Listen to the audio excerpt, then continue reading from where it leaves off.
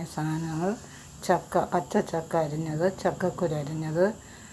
അരപ്പിന് ആവശ്യമായ സാധനങ്ങൾ: തേങ്ങ, മഞ്ഞൾപ്പൊടി, ജീരകം, ഒരു പച്ചമുളക്, ഒരു 5 അല്ലി വെളുത്തുള്ളി, ഇത്തിരി കറിവേപ്പില, ഇത്തിരി കുരുമുളക്. അപ്പോൾ ഇത് മിക്സിയിലിട്ടിട്ട് ഒന്ന് ഞെരിങ്ങ ചായച്ചെടുക്കും. ഇത്രയും സാധനങ്ങൾ ചേർത്ത്. അതിന് ശേഷം ചക്കക്കുരു പ്രത്യേകമായിട്ടൊന്ന് വേവിച്ചെടുക്കണം. വേവിച്ചെടുത്തതിന് ശേഷം ആ ചക്കക്കുരുവും ഇട്ട് ചക്കയും കൂടെ കഴുകി പാത്രത്തിലാക്കി അടുപ്പത്ത് വെച്ച് വേവിച്ച് അതിന് ശേഷം വെന്ത് വരുമ്പോൾ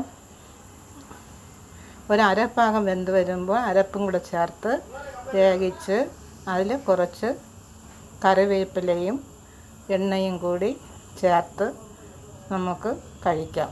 നല്ല ടേസ്റ്റാണ് കൂട്ടുകാരെ.